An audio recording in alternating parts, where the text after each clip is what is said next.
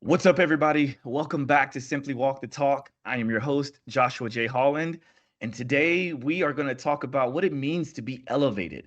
I myself am currently elevated, and my guest on today's show is as well. And we're going to discuss all that, what that means. Today we have Mr. Charles Flanagan on the show, and he's a celebrity trainer as well as an authority in all things cannabis related. Charles's training philosophies have been developed from being a successful track athlete himself to coaching national champions in that field. The one constant throughout his life has been strength training and being able to make ordinary athletes and people into the extraordinary. Charles has discovered cannabis several years ago and found that the therapeutic and medicinal benefits cured his addiction to alcohol and pharmaceutical drugs. He is a firm believer in a holistic approach to being the best. His thirst for knowledge in both fields have made him sought after authority in training and a cannabis consultant. Welcome to Simply Walk the Talk. Our bodies and minds adapt to what we do most of the time. If you want to change your body and mind, you must change what it is you do most of the time. This podcast explores all things health, wellness, fitness, lifestyle, and biohacking. Stay tuned as we explore various thoughts, methods, and experiences from a multitude of conversations between our interesting guests and experts through many fields of work. Sit back, relax, and enjoy the show. Simply walk the talk.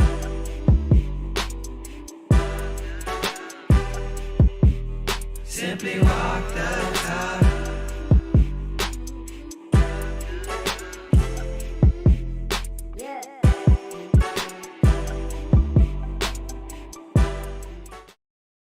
Now, today I want to welcome Professor X. He's known as Professor X, and we're going to talk about why, right? But this gentleman is a bona fide superhero. You know, it's like if you look at him, hopefully you're watching this show so that you can kind of see his physique. We're going to be popping up a lot of videos and photos and things like that. But Mr. Charles Flanagan, welcome to the show, sir. Man, Josh, man, it's good to be on it, man. Yeah.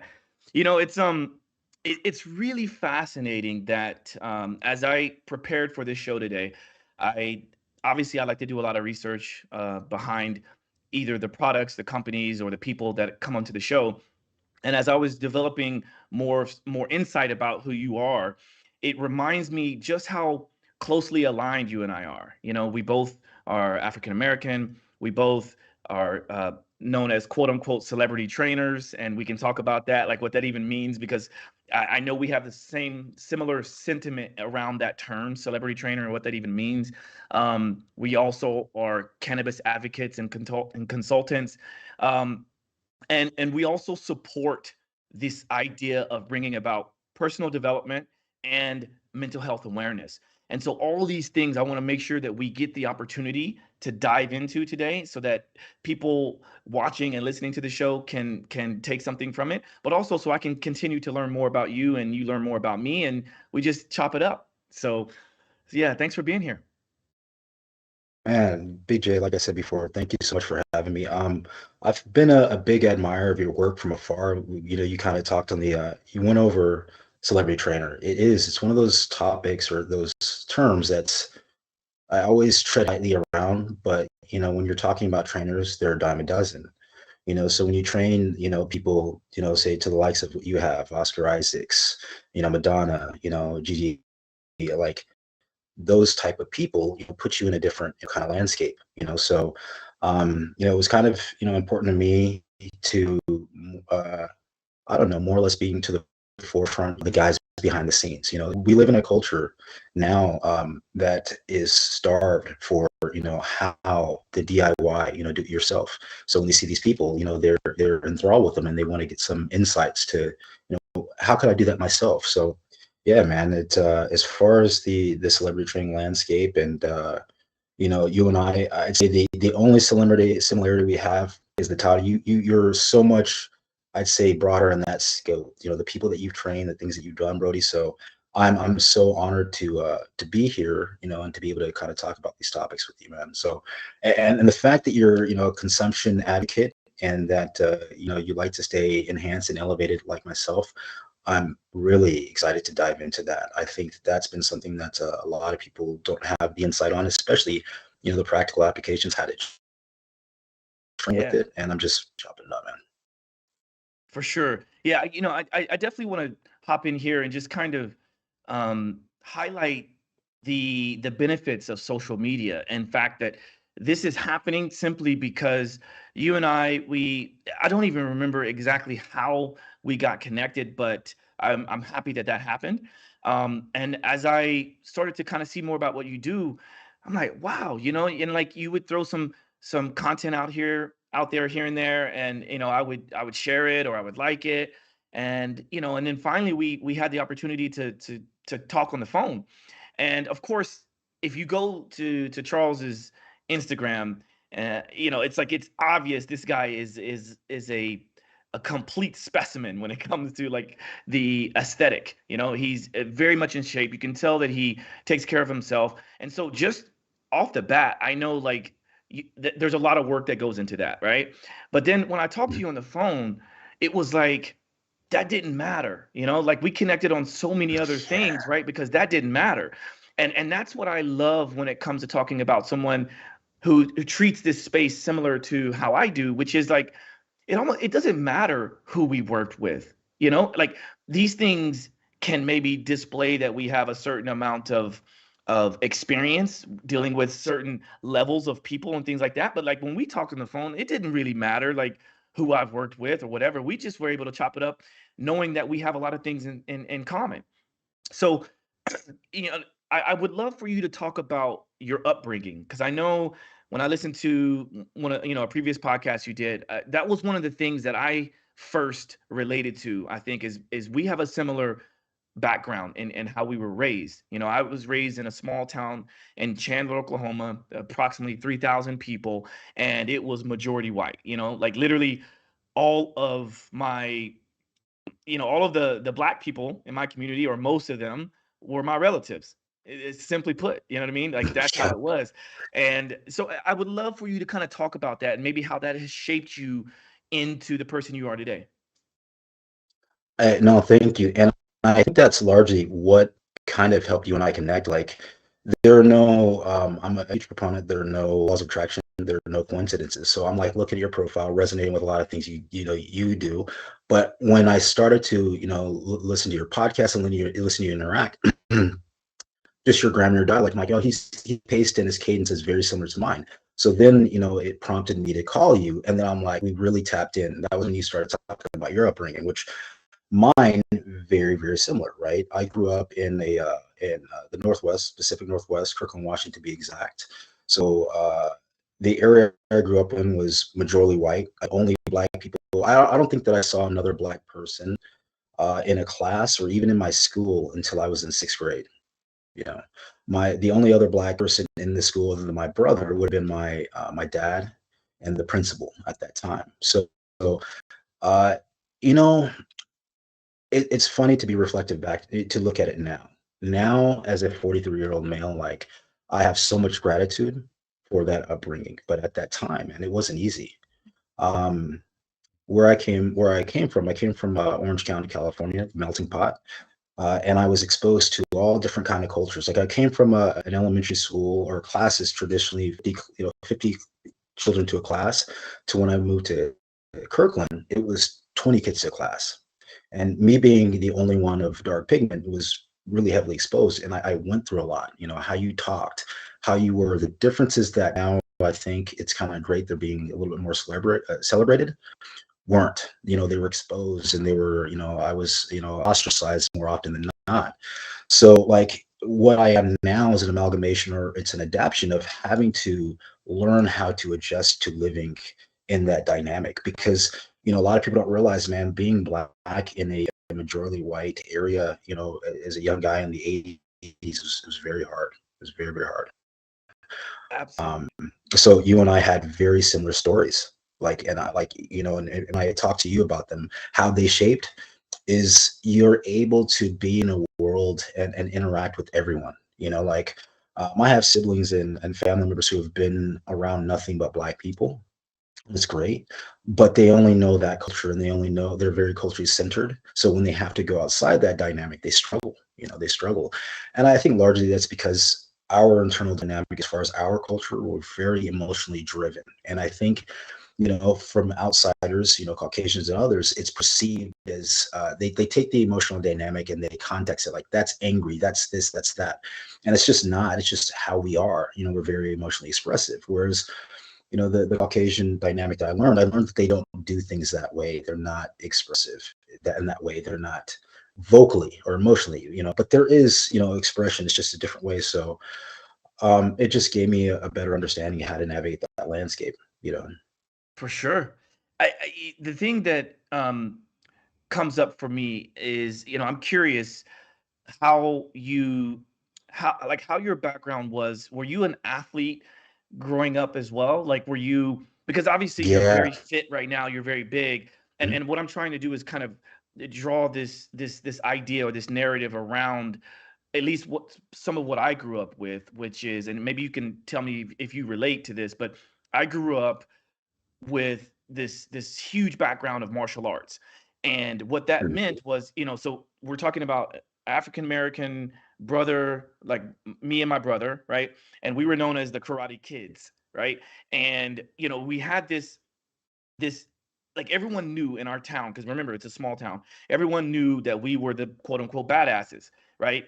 And we were also expected to be the badasses, and so we got challenged all of the time because we were quote unquote supposed to be the badasses. Like my brother and I got our Facts. black belt when we were 11 and 12, and so not only did we have the pressure of having to be good athletes because of our you know I guess our gifts, right? Like our gifts of being Mhm. Right.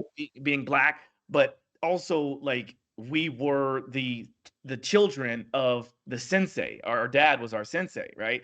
And we were ranked in the country, or we were ranked in the state, number one and number two in the state. And so there was so much pressure around having to perform. And I, looking back on that, I realized that I had to learn how to navigate all of that from a very young age. I had to learn, like, what's the best ways to deflect certain situations. How do you enter a room knowing that you're the only black person, knowing that you're going to deal with a certain amount of judgment, right? Also Hmm. Hmm. speaking in a certain way and having to navigate the difference between being amongst my non-minority groups and being amongst my minority groups, right? Being amongst Hmm. black people, we would always get told, my brother and I, because we speak well, right? We're intelligent, we're educated. We were You always sound told, white. "Why you talk white, bro? You always talking so white," Yeah. right? Hmm. So I know that's a kind of Yeah. a long preamble into trying to come, bring something out of you, but like, can you touch on that? Yeah, no, it is, man. It's because you have to navigate and tether to the two worlds. So yeah, I absolutely played sports. When I came from California, California, the melting pot, like I spoke Spanish.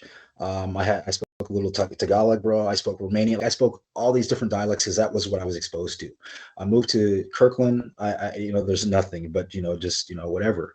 Um, so there was no athletics. I think the first kids that I saw were they were out in the field and they were playing football. I never played football. I rode skateboards back in Cali because that was a thing. Everybody was riding skateboards. It was what everybody did in the '80s, right?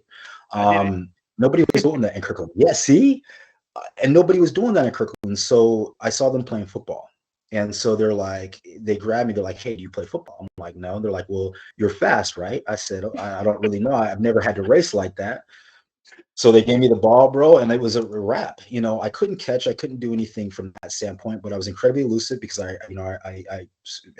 just was as far as our attributes. But this is once I started playing football, I got into some of those things that you were talking about, Josh. Like I started to, we got into it was Boys and Girls Club, which was the football, grouping that allowed me to play at in the youth level. I started playing when I was 8.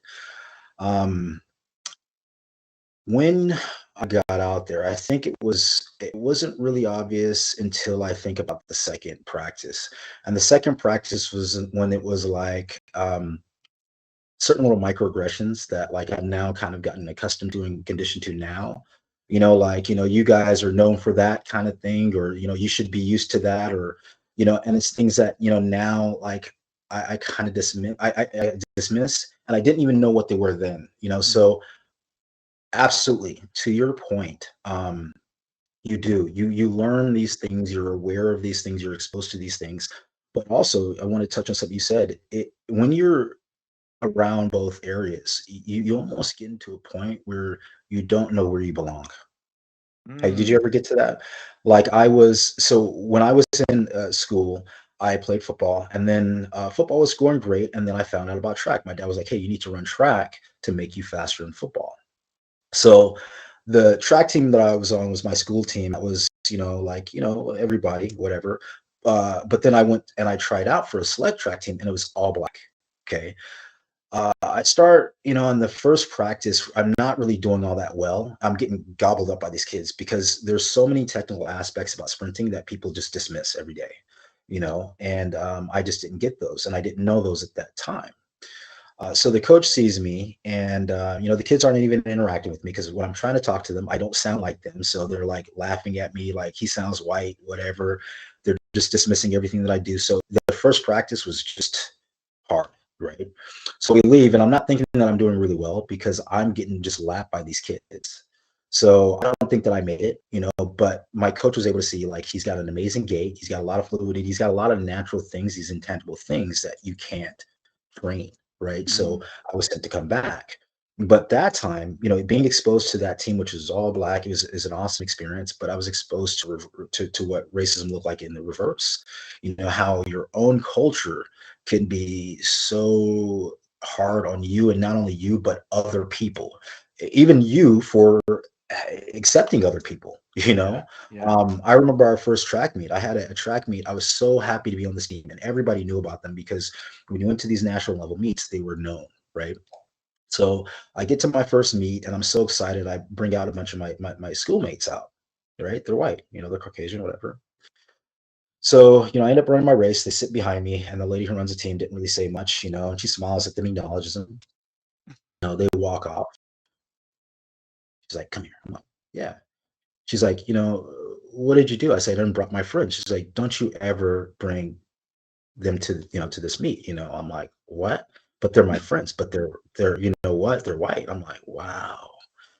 I just didn't realize it was like, what? So to your point, it's something that is not really talked about. It's never talked about. It's kind of brushed over, but it's definitely something that, I'd see has a lot of impact, and it's definitely helped shape my landscape. And even to where I'm at now, like, I do, we say celebrity trainer, but I have executives that I train and professionals, and they come from all different shapes and walks of life, all different colors.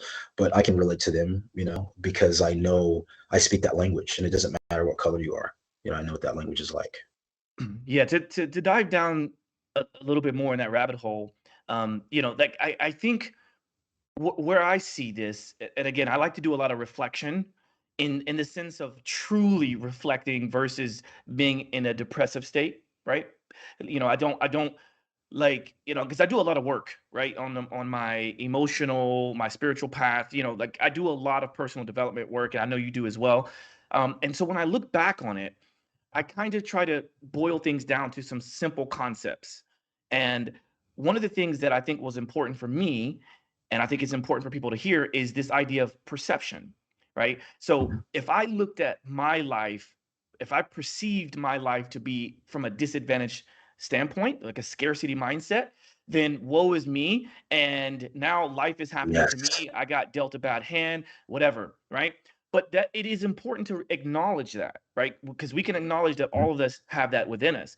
But then you can also perceive it as, and which I think I did, I perceive it as this was my empowerment. This is how I was powered, right? This fueled me to be the best I could be, because it's like, if I wanted to, I sense these little microaggressions, and I used to always kind of like wipe them off and push them off to the side, thinking like, surely not being racist, right? Like surely not being racist Mhm, about what mhm, they're saying. mhm. But like, I go back to the story when you said these kids came up to you and said, "You're fast," right? I mean, it's like, come on, man. Like, are you coming up to me because I look like I should be on the football Hmm. field? Like, did anybody come up to you and go, "Hey, you're good at math, right?" Probably not, Right. right? Probably not. And, Right. but see, that's what fueled me to be the best in my class academically, because I knew that this was happening to me. Everyone expected me to be one of the best athletes, and I was. But when I talked to them more about the fact that I had a perfect attendance from kindergarten all the way till I graduated, they're like, "Wait, what?" Because that's not expected. That's not expected. So Yes. that's the extraordinary piece, right? And Hmm. I was involved in all kinds of recreations at the school because I enjoyed being at school. And so when someone would try to come to me and like I recall when I was in high school trying to determine when I wanted to go to college to play basketball, I went to loads of different schools to compete. And when I went to the mostly white schools, it was easy for me to stand out. Right. And how I dealt with that was I just walked in with confidence and it's like, oh, I know I'm going to crush them. And then I got humbled. I got humbled because there was a few white boys out there that put it on me. Right. Hmm. And Hmm. then I just remember searching within myself when I went to Texas. I went to a junior college in Texas that I wanted to like possibly look at. And when I got to the school, it was nothing but black people. And one of the first things I noticed was that there was bars on the windows of the college, right? Bars on the windows. And I'm like, what? And I get into the gym, and it was nothing but brothers in there, right? Now, remember, I grew up in majority white. I talk white. I'm Right. light skinned, right? I get all that beef, right? Who's this yellow bone coming in here, right? Like Yeah. that's what you get. And so one of the ways that I was able to break through all that was to be the best person on the court, right? But what Right. happens to those that don't have that? So that's why I say that for me was perceived as a fuel. It helped me to be the best I could be because no matter what they can say all they want, but I know I'm gonna bust their ass. And then by the time I Right. leave, I got all the respect. So, but not everybody has that opportunity to do that because Right. we might not No. be in a space to be the best on the field. So then what are you left with? Now you're left with, well, they're racist. I don't like white people. And, because white people don't like me. But there's so much that can be gained from all that. Right. And so I know it's not a question, but I think it's important because I've never talked about this in depth on the show. And I know people out there that are listening to this, they're going to be like, oh, wow. Like you experienced that? Like, yeah, I've had 100%. I've had a gun pointed at my face saying that you're not gonna date my daughter because she was white. You know what I mean? Yep. Like Hmm. like this is Hmm. what I grew up Hmm. with, but it's like I can talk about it and then you can hear people say, "Oh, you're dwelling on the past and this and that." Like, no, I've worked through it. But there are times when it gets me. I was just at a play last night and they said the N word because it was reflective on a 1960s time period. But like I have to be honest, like what came up from me was like I kind of laughed it off like I always used to. And then you kind Hmm. of go, oh no, it's the period piece. So okay, that kind of makes sense. I'm justifying some of these issues rather than just talking about it. Like, what does that really mean when somebody does that? Right. Right. So Oh my gosh. Mhm. Keep going. No, I was just gonna you just and I hate I don't want to be so obtuse to interject, but when you said about hearing that word and really trying to dismiss some of these things and it hits hard, man. It does because the other day I was talking to a good friend of mine, and he was we were talking about giving the difference, or it was a Washington thing, and he was talking about the difference between color and culture, making the distinction, and helping people to understand, like even the fact that Super Bowl, to give it context, the fact that it's a focal point that this Super Bowl this year has been played by two black quarterbacks. The fact that we're even talking about that should just kind of give a lot of credence to just the climate that we're in. Like, yes, there's a lot of milestones and we've moved quite a bit, but I think that there's still a cognitive dissonance between where we should be. And I think that's the struggle. And, you know, to the point that you're saying, I don't think now, after navigating both landscapes, my closest friends are everything, right? You know, the woman who I profess to be like my mother is like this little, you know, white Italian lady, right? You know, she raised me. So my point, and I think you have it as well, is a lot of it has to do with understanding. You know, those same kids that I grew up with, you know, when I was in third grade, who were calling me N-word and wouldn't talk to me and all that, are like my best friends now. And Mm, largely it has to do with a lack of understanding. You know, it really, a fear-based mindset. It came from their parents and their parents and their parents before them, you know. Mhm. So, you know, like, I don't think that any of it stems from hate at its core. I just think it's a lack of understanding. I think that the more that, you know, you have these conversations and you're able to, you know, like, find an area of understanding. Like, it's not a right and wrong. I think that's where people struggle, you know, when they're trying to have these conversations about black versus white, you know, and race. You know, it's like, well, that's right or that's wrong. No, it's not about. I just need you to understand. We are mm, different at the core level. We're just different, you know, and that doesn't mean bad or good. It just means what it is. And, you know, we want to, you know, like, try to tiptoe around that, but I'm like, it is what it is, and what makes us so great, you know. mm. Mhm. You know, I don't want to belabor this too much, but and I think right after this we'll go into our Pomodoro break, which will be a perfect sort of segue into another topic. But I know one of the things that we talked about on the phone when we first talked, and I think this is very much worth mentioning because it should allow everyone listening and watching right now. It should allow each of us to kind of check our thoughts about other people, right? And that concept is because your name is Charles, my name is Joshua, right? You speak a certain way, I speak a certain way, right? Mhm. And it's happened since I was a little boy, and it still happens today. Let's say like someone is meeting me for the first time over the phone, right? They hear my name is Josh, right? And I mean, it happens less today because you can go to social media, you can Google now and all these things. But I remember being the co-founder of a prominent company, working at and managing a super prominent facility here in New York City. Okay, I won't name names because it's not relevant at this point. But like, I remember when we were first doing some of the first interviews of like the members, because they have a lot of weight in this facility. They wanted to like talk to the founders of the company, right? To kind of figure out like where they fit in, how can they schedule, you know, who are they going to work with, what's your training team like? We want to see pictures. When they wanted to see pictures of our trainers, I thought that was kind of like, I mean, I get it, right? You want to make sure that they look fit, okay? But I quickly realized that they wanted to also see some other things, some other attributes of the person, not just Mhm. physical attributes, but they wanted, I mean, you know, they wanted to see a number of things, right? And I never forget my business partner and business manager. His name is Earl. He talks like you and I do. Okay. He looks like you and I do. He's more closer to your skin color than me. Okay. But he and I talk the same. We have names that sound a certain way, right?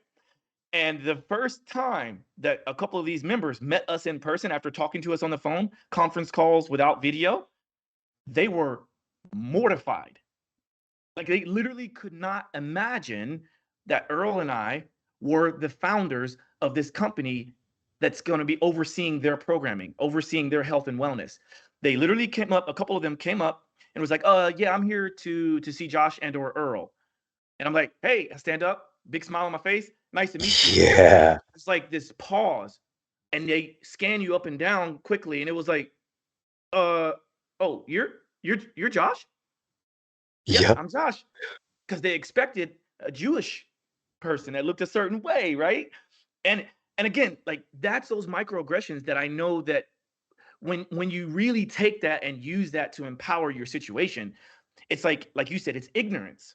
And how can you can either attack that and then sort of validate what they already think about you, or you can help educate, Mhm. you know? You can help bring down those barriers. So I think that's an important topic for people to just hear because it happens all the time. It happens more than we realize it. We can say all we want, oh, I'm not racist, but we all have prejudices. All of us do.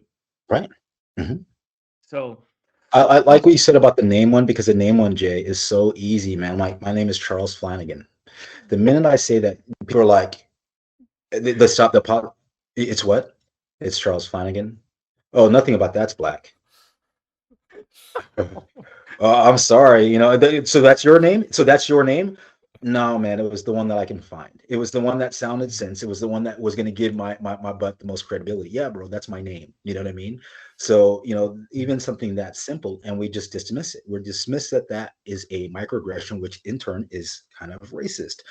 And we can go down a rabbit hole, and we got to get to our Pomodoro break. But people, there's always that misconception, that misconstrued between racism and prejudice.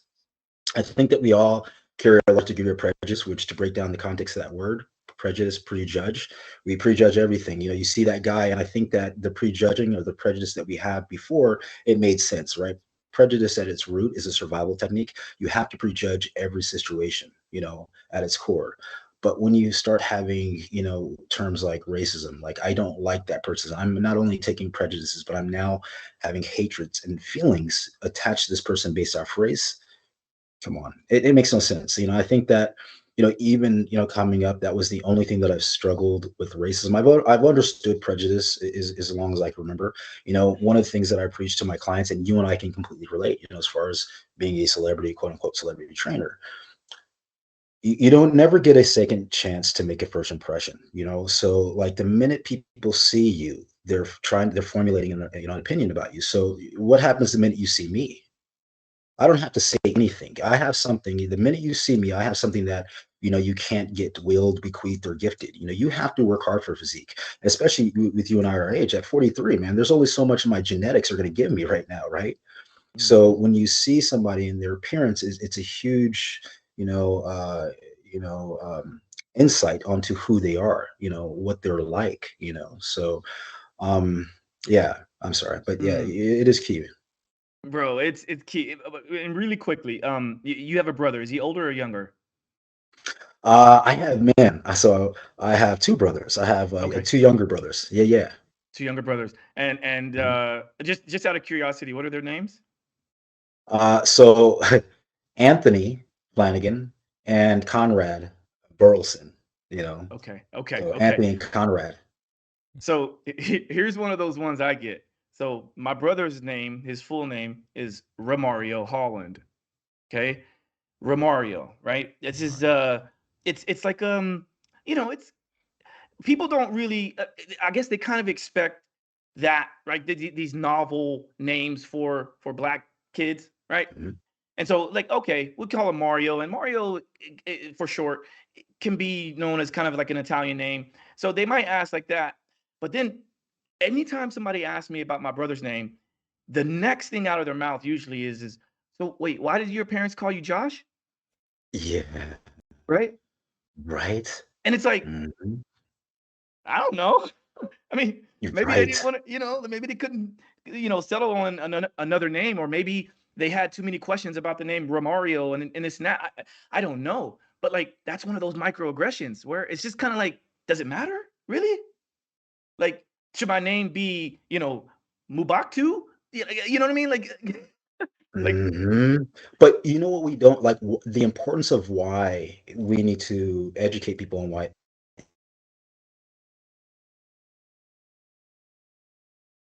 oh, cut out for a person, second. you know, that they don't like, you see, how did you feel,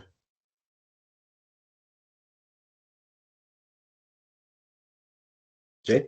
You there? Yeah, sorry. It was cutting out on my end. Were you catching that, Gordon? Did you catch? Just go ahead and repeat it. I think it was cutting out for both of us. Yeah, can you just repeat that question, Charles? You Or just said the comment. microaggressions, and we were talking about them, and I guess my question to you, because people don't realize the importance of why I'm making so much of a point to this, is what they do for the person, the recipient. Why, when a culture or a person feels this, why is it so important that we acknowledge these at the core? We stop these things. You know, and people don't realize, like, it's no different than, a microaggression is no different than a sensitivity point that you'd have with somebody who's heavier set, right? Now, back before the 80s were non-censors, everybody was accepted, but it was a little bit more free era. But could get away with saying things that you can't say now. We're very sensitive about people's weight and appearance, which is great. There should be an steady degree of sensitivity, but it also goes for the microaggressions and race and culture.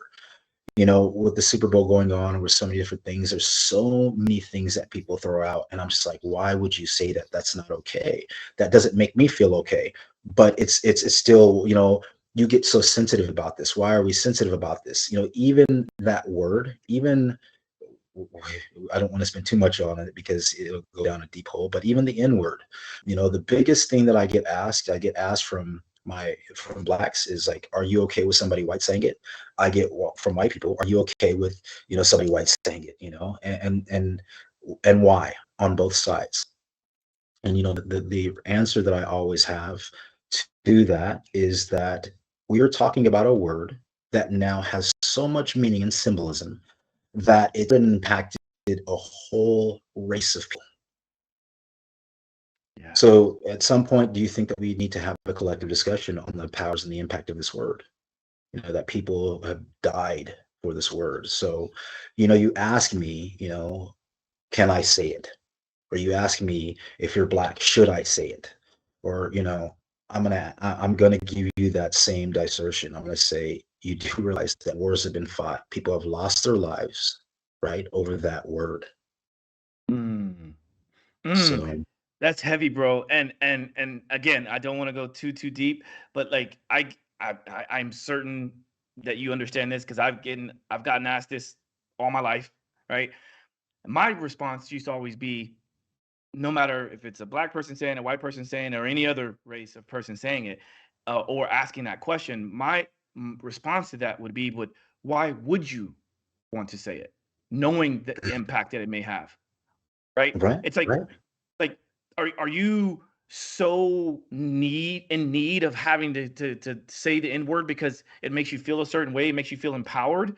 Like, why? And Mhm. also on the flip side of all of that, there's this expectation of a certain response from someone that looks like us to that word. But when you don't give them that result, then it's like, ooh.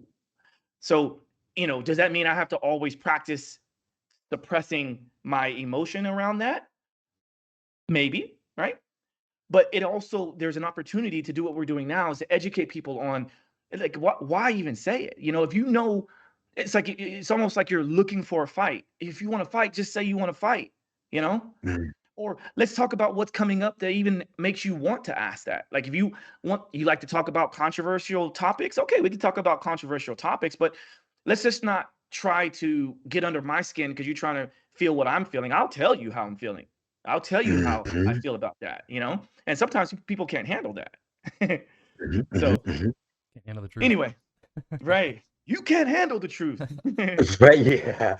I know we're Well, about to the the go ahead. Pomodoro, but I'm sorry, and I want to like finish Charles, but something I really want to get both your thoughts on actually that this kind of stimulated for me as somebody listening, and I know the audience would like, is just right now there's a huge sort of you're both at the intersection of fitness and culture in a lot of ways, with just being part of the zeitgeist with culture, with your connection with, celebrities and such not, but also the intersection of fitness. And right now we're really seeing, especially with young women, but in general, there's a strange sort of paradigm and dynamic between sort of body dysmorphia and healthy lifestyle and sort of shame culture.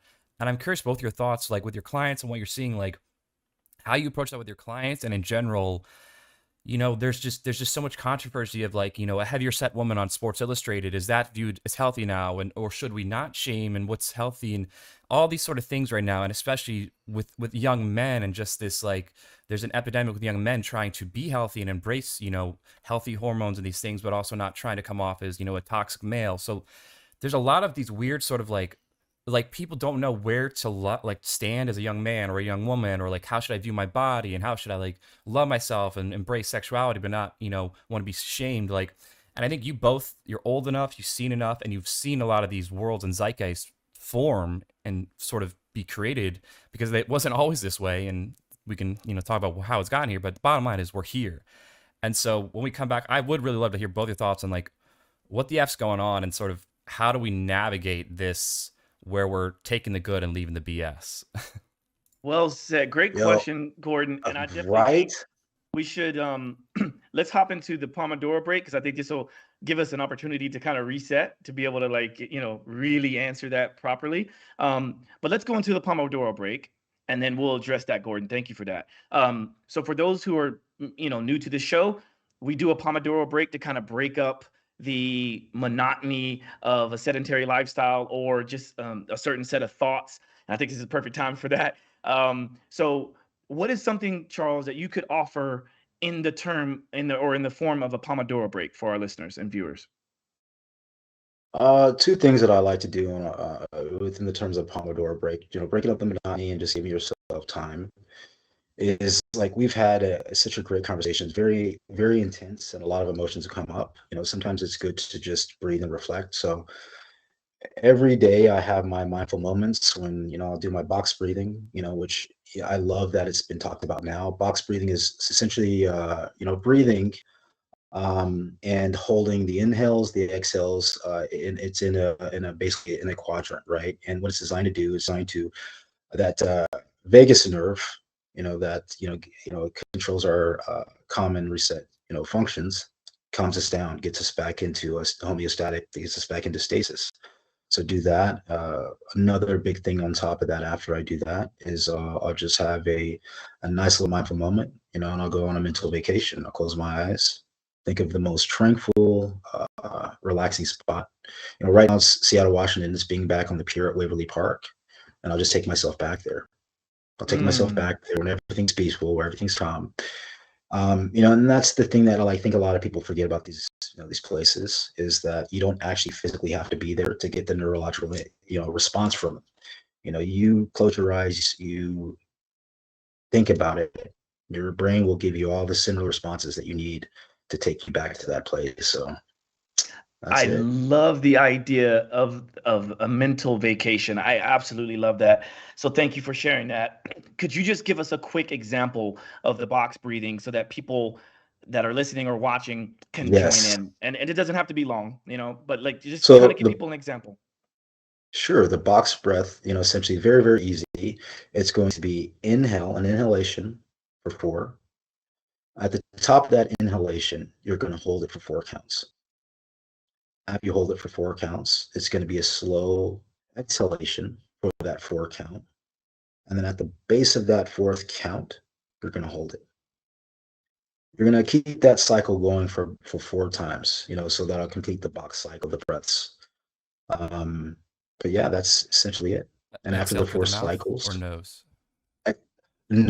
nose. Okay. I'm all about the nose. Yeah.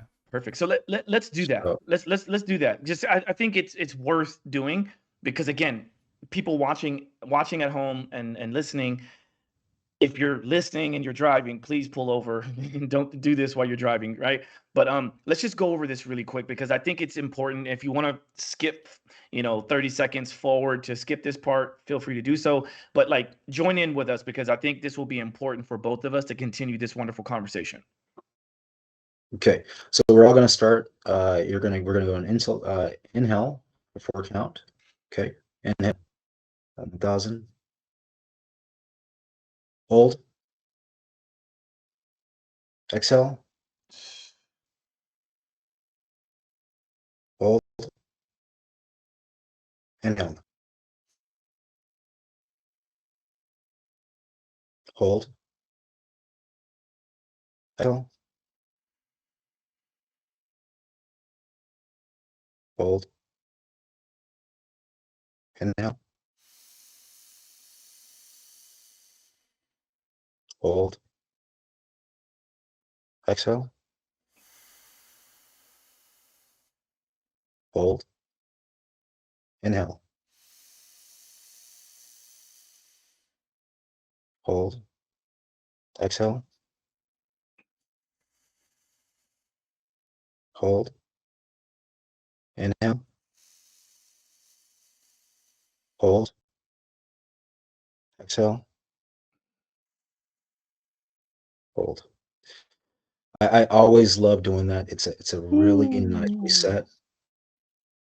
Ooh.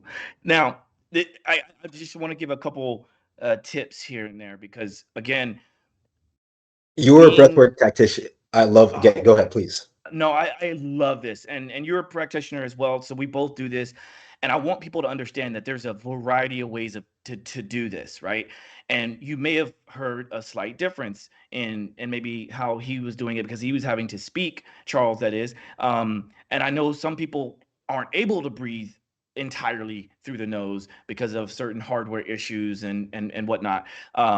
And like sometimes I like to do inhale through the nose and notice that in order to get to a 4-second inhale, sometimes it's very difficult, which means you either don't get to the 4 seconds or you have to force yourself to breathe soft. So I Yeah, say that's hard. low and slow, right? Yeah. Low and slow to get to Yes. that 4 seconds. That's important.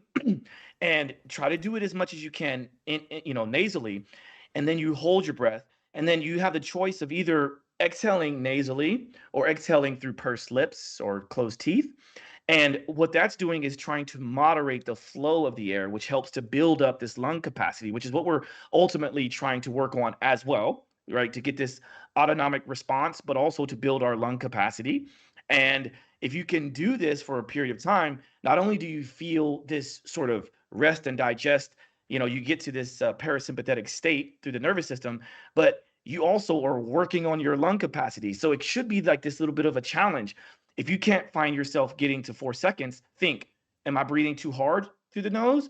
Or do Mhm. I really have to work on, my breath? And chances are you have to work on your breath. Yeah, I had to adjust. I started off too intense, and then I'm like, all right, I think I need to breathe a lot lower and slower. And the sensation, yeah, well, and the sensation also, and I really want to get your thoughts on the question before this, but also as another follow up, I think that with this, you guys would both be good to speak on is, and this would be a good transition to cannabis is the sensation you feel, especially that specific type of breath technique, is very similar to a mild or semi mild hit of cannabis. And I wonder if you guys looked into the science of is it the similar or the same neurological things going on? I know you get natural dopamines and things from breathing, but how correlated or similar is that? And is that any bridge to how you got into cannabis through breathing at all? Well, great question. And and again, I think we can easily go down any path that you want with this, Charles. I'm happy to mention kind of my thoughts on that, but I would love to hear your thoughts on that if you have any insight. Well, they've been doing a lot of study lately, and they've been talking about what the thing with the cannabinoids is. It's a pain suppression. That's the biggest impact that they love about cannabis is the cannabinoids suppress pain. So that feeling that you're likening that to when you have the breath work is that's also the same feeling that you have when you're having that breath, suppressing the pain. It's releasing all these endorphins that you get with the cannabinoids. Is that about the same thing you were liking it to, Josh? Absolutely, and I would throw another on top of that, which is the relaxant effect, right? So, Mm, mm, it's like when we do the breath with or without cannabis, the breath work, like there's also this sense of our body relaxing, right? Like a lot of people, like you said, you take it for pain because it helps to relax our musculature, our nervous system, right? And you can achieve that through breath. You can achieve that through cannabis, right? And certainly certain forms of it, but you can also certainly achieve that with both. And so just me closing my eyes while being slightly elevated at this moment and doing that breath work, I literally like was not here. You know what I mean? I'm like I was on a mental vacation as you put it. And I think yes. that's the power of it, right? Because sometimes we're so amped up on life and we're so attached to our pain sometimes that we need to be just kind of shifted away from that. Like the awareness Mm. shift. My book. Mhm. It's a nice little plug Love Yeah. it. which we do talk about cannabis in the book, by the way. So, but anyway, that was a great question, Gordon, and I think now is a good segue into the other question that he was talking about, which I do think is very important, like kind of like the state of affairs throughout the world today in terms of the zeitgeist, and Mhm. it's like everyone wants to kind of label others, and everyone is also searching for a tribe or community to be a part Mhm. of. I don't think that's inherently wrong. Mhm. But when you're trying to do it in this prejudicial way, the way you talked about, because we do have to prejudge, but when you do it in this way that's like, well, I need to ask you this question so I can put you in a box, like that's the part that I don't see that's correct. That's the part that I don't like.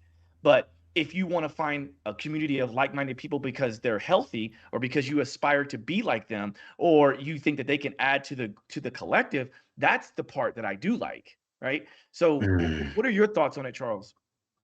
Oh no, I think you're right. And the thing about it is, the pros, kind of to your point, is I love the inclusion. I love how, there's so many different groups or settings that I wouldn't have seen, that are now inclusive in the space. Like, let's look at the fact of, the space that you and I both come from, modeling and celebrity training. And in modeling, there was no such thing as plus size models. There was only one size, and that was size Mm, 0, or that was, whatever. And so now to see, plus size models, to see shorter stature models, and to see just an array of different people is crazy to me, because by definition, just a model is somebody that just displays, right? And it's good and bad. Coming from, I guess, we talked about terms like toxic masculinity, coming from the 80s, which was a very male toxic era. Like, it was big on being a certain way, being a male, and now, and speaking a certain way, and presenting a certain way, being the macho tough guy, that was big. Whereas now it's not so much, like, it's you're okay. It's okay to express, be emotionally expressive, and have all this dynamic. It wasn't that way. And I think the only concern that I have, me personally, I think, we've lost sight of some of the core, for lack of better words, traits that I think, make a male. With all this inclusion, I think that also with a lot of this inclusion, there's no benchmark, or there's no yardstick, right? So, being a fitness model when I was coming up, it was tough. In fitness modeling, you were either a bodybuilder, which meant you were just this big, huge beast, or you were like, just an aesthetic, just, God. And it took a lot, and to get on the cover of these magazines, what you had to do, I mean, you had to be the top of the top. So now, when I see these different platforms of, TikTok, and I see these models, and how these influencers, that's cool. It's great. But, again, the tough thing about that is now everybody thinks they can do that, right? It's so inclusive that now there's no benchmark or yardstick, and everybody can do it whenever they want to. Very similar to, even, and this will be super offensive, to training. Like, the training thing, I have a hard time in certain aspects of inclusion, because I think there should be a benchmark. So, say, for instance, I tell my lady this all the time. If you and I were going down the avenue of personal finance, or any kind of finance, would you want me to be bankrupt? You wouldn't trust me. You wouldn't let me borrow your money. You wouldn't let me lend your money if I was a bankrupt financial planner, or whatever the fact. But I don't understand the disconnect with training. Like, I see so many out of shape, heavier personal trainers, and I don't understand that. Like, whether or not you may be this brilliant guy and you understand training, you're just not applying the data. So the fact that you're overweight and your training is a very weird thing to me. I don't understand that. So, Oh, you know, okay. So now this is a great topic, and again, I'll go back to my childhood. I'll go back to because a lot of this is in my book, actually, or I should say, some of this is in my book. And I wanted to try to paint a picture of how I was raised, so that people could understand better how I think the way I think. And in terms of these microaggressions, going back to that, but also applying that to what your point that you just brought up is, so my father was the chief of police of my hometown, and he was the sensei of the only martial arts school in our region. And he was an EMT, and to me, he was my hero, and still is, right? But here's the kicker. My dad is morbidly obese, right? Morbidly obese, right. right? And he wasn't as big as he got, like, a year ago, but a year ago, or a little over a year ago, he was at 507 pounds when he got checked into the hospital because he fell. right? Now this is Oh, someone, geez. Man. someone that would go, like, I mean, he would go to work and live a normal life, but I say normal life, right? It's normal probably in the Midwest now in today's world because everybody's obese, right? And so it's just kind of Mhm, a little mhm. bit more accepted. But to your point about this, bankrupt financial advisor, my dad was literally the bankrupt financial advisor. I mean, not quite, but right, but he was the obese martial arts instructor, right? And he had my brother and I, his sons, sort of represent him because we were number one and number two in the state, and we knocked Right. every barrier down, right? But my brother and I always were faced with, hey, I thought your dad was like the sensei. I thought he was like the kung fu guy. Like, and that's it. That's all they would say. But we knew what that was about, right? Kids would make fun of my brother and I because we had this car. We grew up pretty poor, right? But we had this old brown car, right? It was like a Pontiac Cutlass, I think it was, right?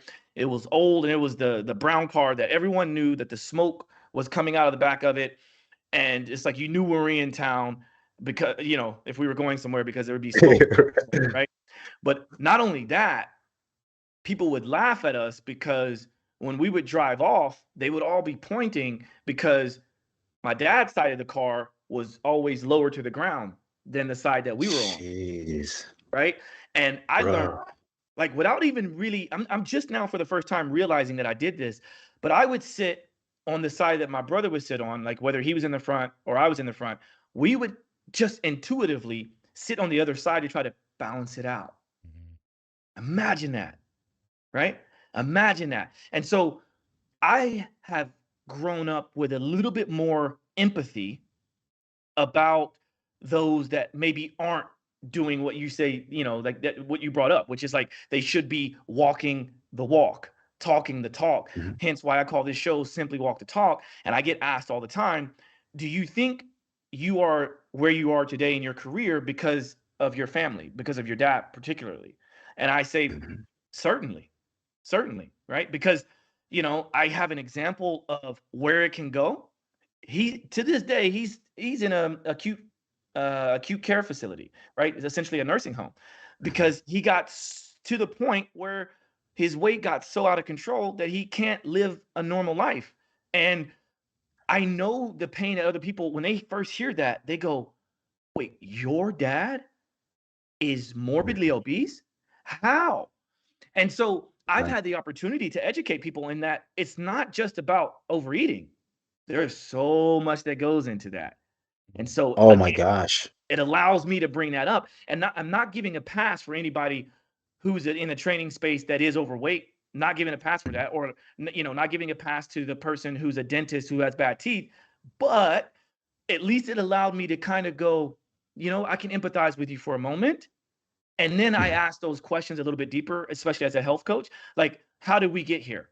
Can we address that? Mhm. Because I know the pain that they might be going through, because I know the pain my dad goes through, because I know the pain I went through, you know? Right. No, Yeah. and again, I want to thank you so much for sharing that, and it's that's definitely tough, man. And very transparent. Like this is by no means am I fat shaming or shaming anybody that's heavier. Um, I have clients, I have friends, and using, I guess, something that's very similar is you had your dad that was heavier, right? And that was the battle that you overcame. You didn't carry that generational curse, right? Mm, So mine was addiction, alcoholism. My dad wasn't heavier, right? But what I saw was, drinking and things like that. Addiction was mine. So, and I only say this to say that because of, we went back into how did my upbringing shape and form me, is I never had any margin to be anything less than perfect. The way I talked, the way I presented, everybody's like, man, you're so this, you're so the oration, my even the pacing of how I speak. Do you know how many times I listen to myself, or I go over and over, or I have somebody else critique, and it's been because I've gone to castings, or I've had interviews, and it's been so different than anybody else. So, I don't say that to say that I'm just bashing people. I'm just saying that in my experience, it just Mm. makes it so much easier. It just makes it, I always this big guy. I was what you call, quote unquote, a hard gainer. So for me to put on weight, what that means is it's hard to put on weight. For me to put on weight, it requires a lot. So again, it's another misconception. People get the idea that what I am is because of ego, and it's not. It's because of sickness. Like I work out incessantly, I do what I do incessantly because I'm always thinking that I'm never enough. It has nothing to do with I gotta look good or I gotta feel good. No, no, no. It's because I never feel like I'm enough. Like I'll go in the mirror, I'm body dysmorphic to the nth degree. So this is not a result of ego or anything like that. So there's two prongs, right? Wow. But I say this because when I do, with all the different challenges that you have in this world, with people being so dismissive and people wanting to judge and stigmatize, you look at me and you're like, oh, well, that guy's quasi put together, so I don't have to deal with some of those other hurdles. That's the one thing that I try to impart with those people, like Mm. you have biohacker on your shirt.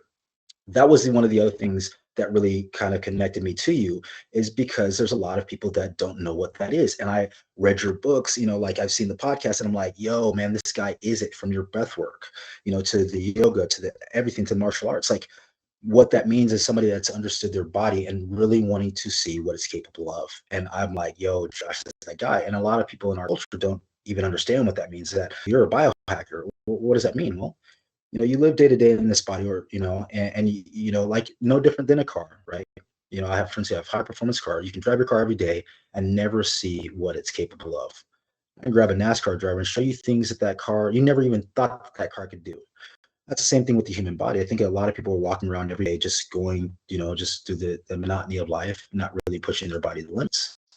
When you see myself and myself, you see you and you hear you, you can tell that this is somebody who's really putting every intent and energy into their body and to what it's capable of, So yeah, I know that went off on a tenor on where we're going, but that was Mm. my only perfection to why I say that on how the aesthetic appearance has to be for a trainer. Like I really see the benefits and the impacts, correlation between exercise and mental health. Like I've suffered from depression and anxiety my whole life. There's a book that I know you've read.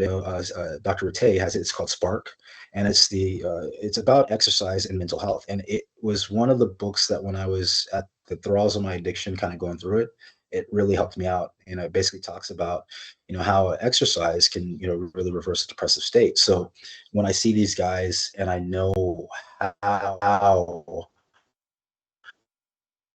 you know when you're overweight and how it starts to compound. That's right. I took, yeah, that's it. That's the one. That's the one. That's it. It's an Yeah. amazing book, and it's not anecdotal at all. The guy, they have shunned this guy. There's been controversy over this book because you know, uh, studied it in schools. Just about every practitioner in our space, the biohackers, we've all read this book or parsed through it. But if you want to know how to cure yourself of depression and any form of dis-ease through exercise, game changing, game Mm. changing. Mm. Thank you for sharing that, man. And it's I resonate with you so much on so many different levels, and I'm certain that we're gonna have to have you back on the show, and just because there's just so much we can talk about. Because, like specifically now, I we really haven't even gotten into the thralls of you as a trainer. We haven't gotten into any major discussion about cannabis. I love that you talk about mental health because I talk about mental health. In fact, I work with a group called Reconstruction Unlimited, and the idea there is to provide my support as a holistic health coach or a health optimization coach, and how that relates to any sort of other like addictions or behavioral issues. And so all of that is very important to me, and I think is it's great that we both speak on that same level. But let's talk about cannabis because I know we're both advocates of it, and I know one of the main things we related to when we first had our discussion, that first time on the phone, is we talked about the idea of being elevated versus being high or versus being stoned. In fact, I myself, and I know I'm not the same as this, but like even the term cannabis for me it makes it more like it's in higher regard when I use the term cannabis versus weed versus pot, right? Because just like being Mhm. identified or labeled as the black guy that should be an athlete, right? That's kind of what I think is happening in the space of plant medicine, right? It's like when you call it weed, you call it pot, you automatically associate that to the negative connotation, right? So I try to separate that even just for my own language, right? And kind of back to that idea around the N word, right? Mhm. Like if if I don't want that vernacular in my world, then I myself don't use it, right? And then I kind of explain the impacts of what it's like with those who do use that in my space. So same thing with cannabis, right? If everybody is saying pot and weed in my orbit, then it's like, okay, let's have a discussion about what we're actually doing here, right? Let's have the proper set and setting Mhm. so that we can do what we're doing, right? Like I know you talk about using this medicinally, but let's kind of unpack this discussion around cannabis because you are a cannabis consultant and I know we relate. Yeah, no, man, and there's so many applications that cannabis has. And I think, the biggest thing that I'm trying to do is, open up the conversation, change the paradigm and a lot of the stigma behind it, and to show people what this plant that has been around for ions, helping people for ions, never killed anybody ever, and what it can really do, what it can really do, and what it, and what it should be doing, So, to go back to, what you said, yes, I'm elevated as well too. I let people know, I suffer from depression, anxiety. Without cannabis, I wouldn't be able to talk to you. Mm, You know, mm, um, there's a lot of repetitive thoughts, and there's a lot of things that I'm always consistently challenged with. And people wonder, well, how would you even smoke and talk? Because I couldn't even do that. Well, right now with me consuming, it allows me to compartmentalize all those thoughts. Like right now, as I'm thinking to you, as I hear you talk, I'm able to parse through all the thoughts and everything, and I'm able to give you whatever this is that I'm saying that sounds like words, right? That sounds like a sentence. Opposed to when I'm not, man, it's all so much. The world seems so big, and you and I both talk about mental health dis-ease, and what cannabis does is being, who we are, and a lot of the upbringings, where all of our lives are different, right? Your experiences color and shape, who you are. Some of us can't deal with that. Some of us struggle with that. And me, it was never something that was gonna. It was gonna take a lot more academic way to palliate that condition. You know, mm, and pills wasn't it. It was never gonna be it. Pills completely change everything about who I am. Um, and the thing about me is, growing up in the conventional area that I grew up in, I never wanted to do drugs ever. I didn't start consuming cannabis, becoming a plant advocate until the last 4 years, and it was after a lot of research and, guidance from the right people. So for me, why I think the understanding of cannabis is important is because the world right now is going through a lot. There's a lot of ego out there, and it really does. And on my last podcast, I went off on this diatribe. There's this little soundbite, but it suppresses a lot of the ego, and the ego is the things that we're connected or attached to that we think are important, and they're really not. Males more often than not suffer from ego, believing in things, I am this, I have this, or I should be this. It's ego, and what cannabis does is it shows you that a lot of those things are important. mm, It allows us to have healthy, unemotional based conversations. That's the other thing about it is a lot of times when you have these other substances, and I want to use alcohol, because I see alcohol heavily sourced, and everybody talks about alcohol, and that to me is a drug. But when you have alcohol, the minute you drink it, you disconnect. Your inhibitions are thrown away. That's what they say. It allows you to throw away your inhibitions. With cannabis, it's completely different. With cannabis, it's not a disconnect, it's an absolute connect of everything and everything you feel. Like I never decided to come home and smoke because I want to disconnect, but I can always remember being an alcoholic and being a drug addict of wanting to pop a pill or having a drink, so I just didn't have to feel anymore. You know, Ooh. um, Bro, and another thing I talk to people, they're like, I was on that last one with Sean, and I was hit. I knew that I wanted to talk about cannabis, and I knew I was going to be berated because they were like, "Yeah, it sounds like you're doing this. What about this?" And I'm like, how do you know if you're not becoming addicted to cannabis, or it's not becoming your new addiction? And I'm like, okay, that's great. I think you have to look at why I'm using it. So it has to be the intent. So am I using this with the intent to check out? Or am I using this with the intent to check in? If what you're using it for is because you need to disconnect, you can't handle what you're doing, absolutely. I think you're addicted, and I think that cannabis is probably not the thing for you. Mm. But if you're using it because it allows you to connect, whether you're that guy, you have that workout session, man, and you want to hit your goals. You know what? A lot of my guys, you're karate, I have guys, a lot of my guys who are in Brazilian Jiu-Jitsu. I can't say some of the other names, but they roll, bro, on it. And they're like, if you've ever rolled and consumed at the same time, a lot of these big MMA guys that you see, if you only knew what some of these guys consumed, and I'm not talking about drugs, I'm talking about the fact that you and I can always do it. I love the way that you do it, and it helps you connect with other modalities. Have you ever consumed, and done yoga sessions, or even with your meditation, Josh? Well, this is a great point, and yes, so I completely agree with you. I do a variety of sports activities and movements, right? And so, um, because I have I've found my way, right? And I want to, before I continue this point, I want to say to people, there's been at least two other podcast episodes that we've done on this show that I can recall. One is episode 137 with Lynn May. Yeah. And the other is 144, I believe, with Dr. Ted Achikoso.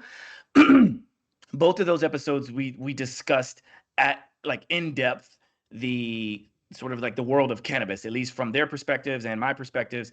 And one of the things that I made sure to bring about in that conversation, and anytime there's a conversation around cannabis or plant medicine, is is this idea of it's not just one thing, right? It's not. So for instance, when someone knows that I'm an advocate for cannabis, they'll say to me, yeah, like cannabis is not for me.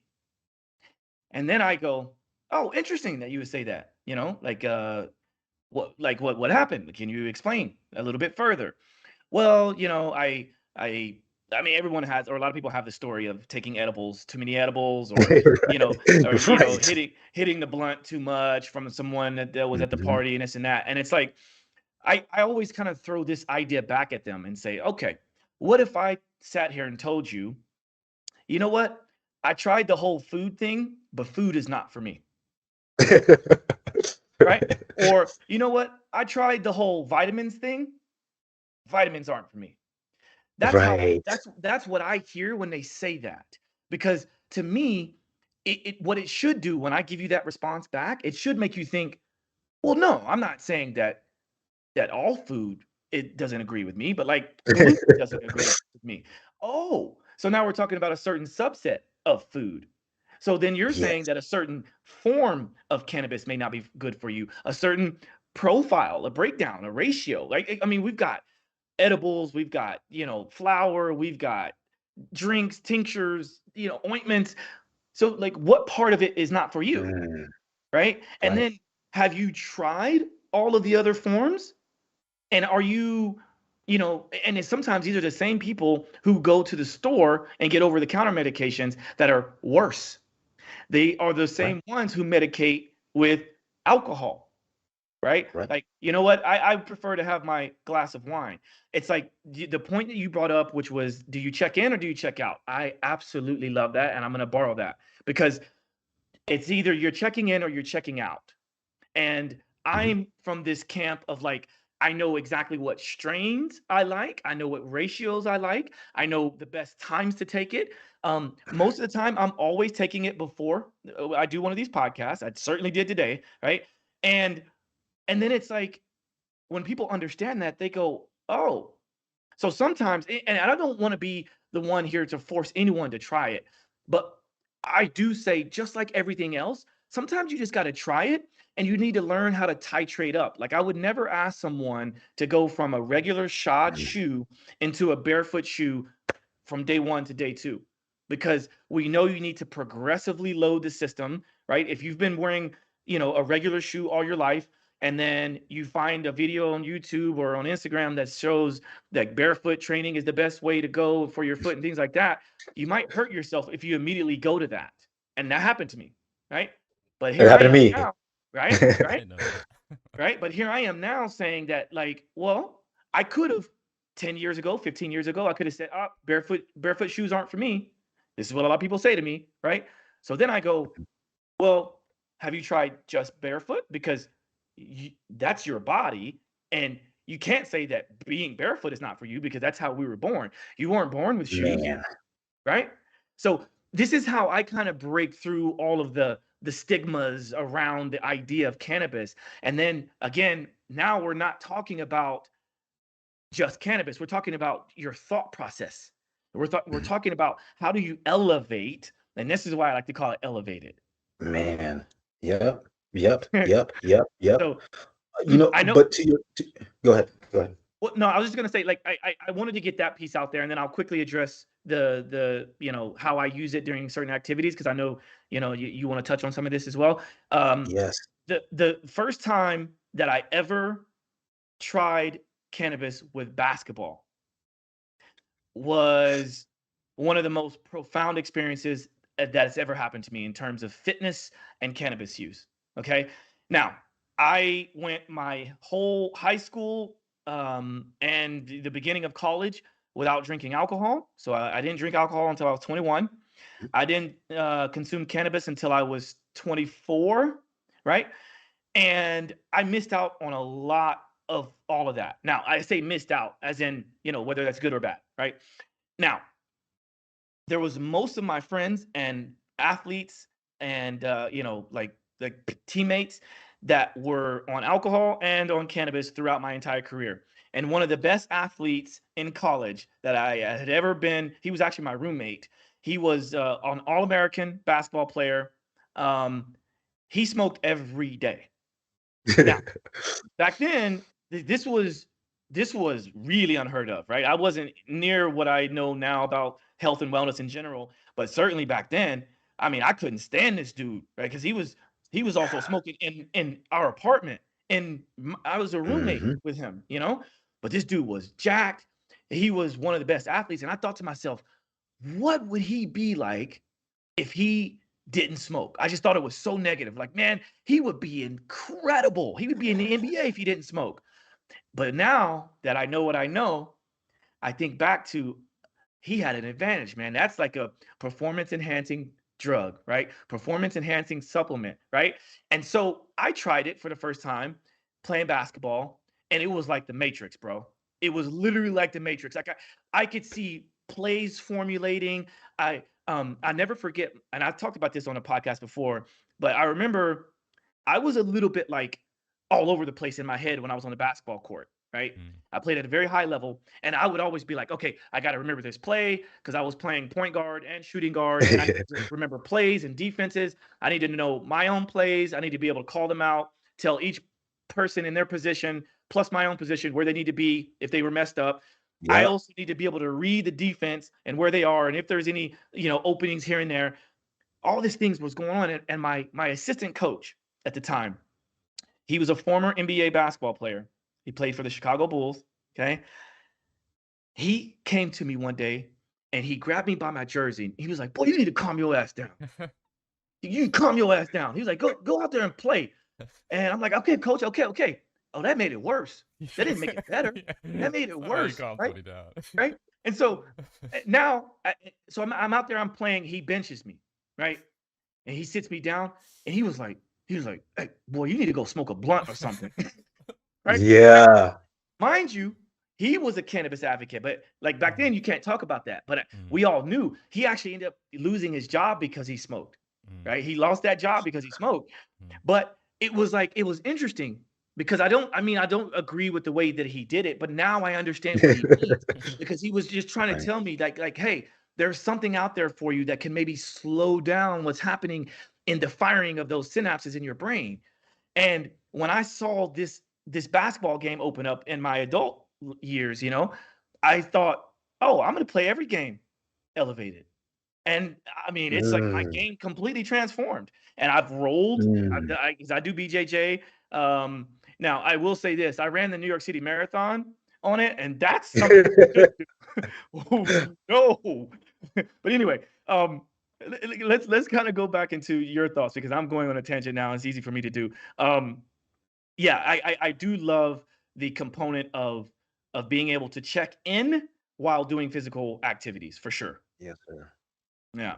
There's a lot of things too. I tell people like you hear about Hindu Kush. Some cannabis names have like absolutely no origin. They're just whatever. But some of them have origin, like Hindu Kush. The Sherpas used to use that. They're smaller people. They just sit up these mountains. They'd have heavy packs on their on their back. On their back. Anybody knows if you do any kind of climbing or you do anything, any kind of endurance types, sport, you have your body produces what's called lactate. Lactate is the byproduct. That's that stress byproduct, that waste product. That's when your body feels tight, when you're uh, maxing out, and you feel that load, or you're in their higher rep range and you feel that you can't do them, or you're in a 400. That lactate is what your body produces. Um, what some of strains do is allows you to suppress that lactate production. Your body doesn't feel the stress and the strain that you normally would feel, when you're not in an elevated state. You talked about rolling, or I would always do my mitt work. I box, and mitt work and pad work, like you said, the matrix. That is exactly the way I would describe it. You feel like Neo when the bullets are coming at you. I mean, everything, the way you can move, yeah, everything's in slow motion. Everything slows down. I'm laughing at what you said about your guy. There was a friend that I had. I hope it wasn't the same brother, but that I had that was just like that. You know what I mean? He smoked constantly, and dude was rocked up. He looked like a bodybuilder when we were in junior high. He was the fastest dude. He was the strongest. He wrestled. He played baseball. He ran track, and he played football. And he smoked all the time. And he was a 4-point student. And we were like, yo, if this guy didn't smoke a quarter of the time, he would be brilliant. And it was because he smoked why he was brilliant. What people don't understand, like theogens and as far as plant medicine right now, I keep telling people, they're like, well, you microdose, or you take shrooms or mushrooms. I'm like, yeah, all of that big boost that happened in Silicon Valley, Steve Jobs, all those Yeah. guys, it was all fueled off of psilocybin. So I have a bunch of people who don't going back to your point, I don't want to do it because I feel like I lose control, or I can't control. It's not about that. I think that when you surrender that part of the control, to a lot of people, that's when the gains come. No different than anything else.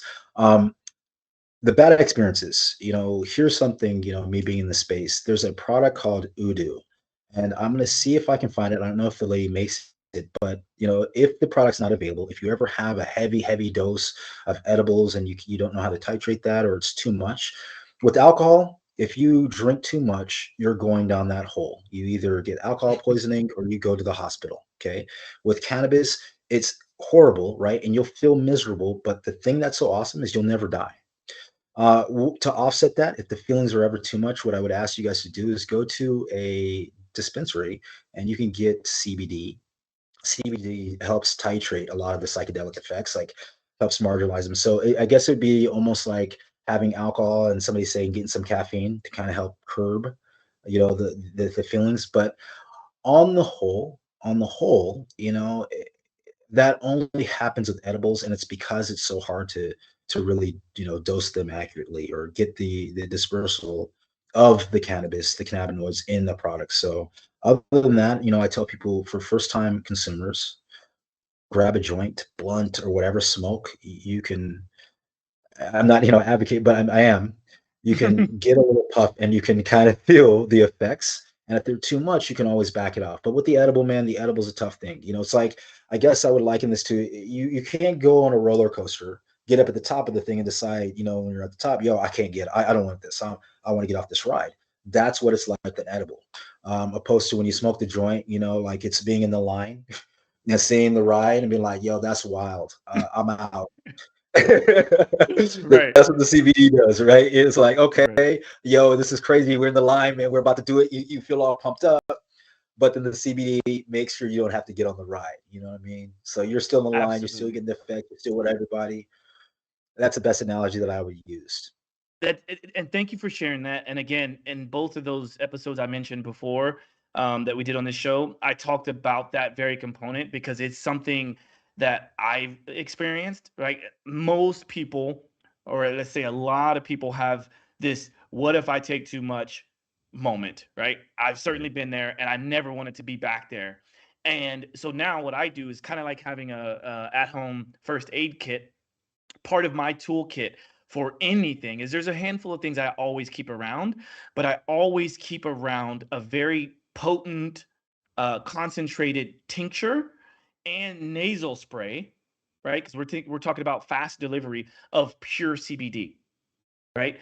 And the reason for Mhm. that is because if anyone's ever in my presence, or even myself, if you ever get a little bit too much on an edible, like, hey, you know what? Try this because I know what you might be going through.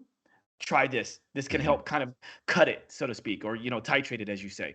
And the other thing too is just like everything has sort of a consequence. We have to understand that. And so when you sort of refine this, this plant, this beautiful plant that came the way it was from nature, and you make it into an edible and things like that, we should kind of understand and expect some level of a consequence from that, right? You can obviously benefit from the rewards of sort of getting into said state that you want to get into, but you also have to understand that there may be some consequences. It's not that it's supposed to be always amazing, but it can be if you do it right, right? And so one of the things I like to do is consume with like a vaporizer, and not the vaporizer you see on the street when people blow these Mhm. big clouds of smoke, but like proper ceramic chambers where it heats it to a certain temperature. I myself use a volcano. I also have I like to use like a certain vape pen that is all like ceramic pieces, and it allows me to set the temperature to warm the cannabis up just to a certain point. And I also like to use rosin from time to time because it doesn't use a chemical extract Mhm. to make the substance, because I don't want to also be consuming like these chemicals while I'm ingesting it as well, because I have to consider, like, is that also giving me a certain head state or body state, right? Yes. Yeah. Yep. So Yep. In the so space right now, it's a heavily debated topic. yeah, yeah. Yeah, and again, it just goes back to that topic of it's not just one thing. It's not just weed. It's not just this is not for me. Well, like, how are you taking it? Why are you taking that way? Have you tried this way? And then like if you ultimately decide that it's not for you, that's fine. But what are you replacing with that? Because if you're replacing it with something else that's addictive, like that's truly addictive, now we got a problem.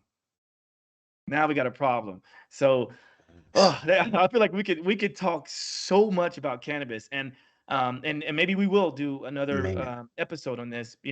Um, I now want to make sure before we wrap up, I want to make sure that we talk about um, a little bit more of the fitness side of what you do, because I know that's a big part of who you are. You're also a trainer. I respect what you put out. I mean, you have some of the best content that I've seen. I mean, it's really inspiring to see your content, and so that in itself is very motivational. So I suggest everyone to go and check out his page, and Gordon will make sure and provide all the links for that.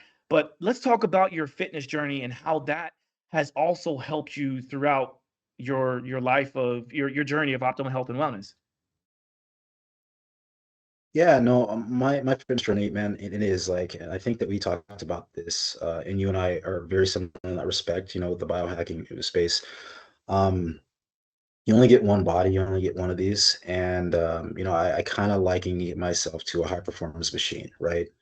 I want to be able to get everything out of my body that it's capable of. And what my training and all my modalities, my principles are being able to help everybody do that. You know, at the end of this life, you want to look at it with fulfillment. So Also with extensions on that came, the plant medicine and understanding more about, the brain impacts. But yeah, the profile, thank you for that. It's tough, man. I struggle a lot. I call my profile the Matrix. I call it myself the girl in the red dress. It's enticing, it's alluring, it gets people to look in. Oh my God, he looks so amazing. And then when you talk to me, you're able to see, the blue pill. You're able to see the reality, of everything. Like, yes, there's hard work, man. Like to get to this physique, to do what I did, man. It took more. I've been weight training or strength training since I was 8. So you know how your dad was the martial arts instructor. My dad saw me over super like ADHD kind of kid. Hmm. I fought a lot. So my dad didn't know martial arts, and I don't know if it would have been the best to teach me, but he did teach me how to weight train. He taught me how to weight train and protect myself. So I'd say the best thing for somebody, you want to feel good about yourself, you give somebody some muscles. It's the best way to give anybody who has low self-worth, self-respect. So it really has, man. I've struggled with a lot of different things, but one of the things that's helped keep it all together is, how I've kind of kept myself together and my look on, health and well-being. Again, it's my whole drive is to be able to impart that to anybody and everybody, show people what it's capable of. And to this day, you still are training people, and I think if I remember seeing correctly, like you're working on creating a facility that ends up being like a total wellness facility and things like that. Is that correct?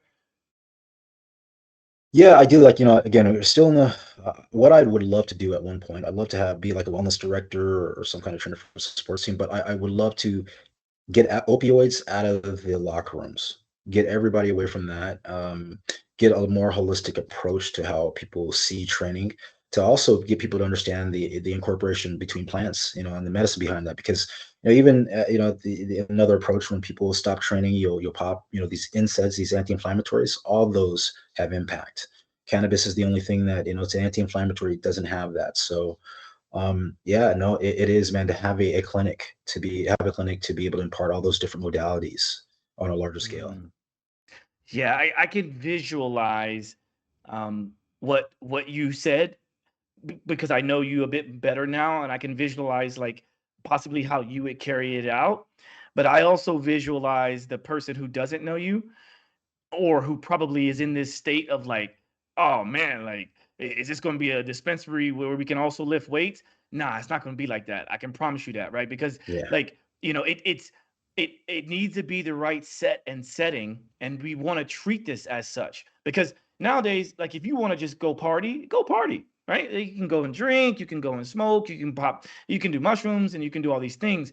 But like, what we're trying to do is elevate the awareness around what is available. And like you said, like that high powered car, how can you tweak that? You're not going to take this high powered car to the dude down the street. I promise you, you're not going to take your Ferrari to homeboy around the corner. So why would you go mm. around the corner to go and get something that's supposed to take you to the next level? You know? 100%. Well, whenever anybody has challenges, and to go back to the dispensary, the gym center, I tell them, I said, the fastest man on land and the fastest man on water, they both were heavy consumers, Michael Phelps and Usain Bolt. So I don't even have to say anything else. Mm. We can even go to strength, we can go to weight training. Like my man who passed away, rest in peace, from West Coast Barbell. Everybody that I know in the space, it's the secret that nobody talks about that needs to be talked about. So what happens when you combine that? What happens when you have a center that works with all those modalities but understands how to dose with them? So it will be a very heavily scienced, guys such as yourself, guys like myself. You showed the BJ pins, but practitioners, people who understand it. Because, again, if you're looking, for the hedonistic element, you're looking to enjoy, man, cannabis has that. Even like you said, Susan Bratton, people don't realize, if you have sexual impotence, cannabis helps with that. You know what I mean? So I just want to show you just impacts or ways of using it that you never ever thought of. Like, I've never ever, I have not done a workout. Here's another real fact. I stay around 3% to 4% body fat, right?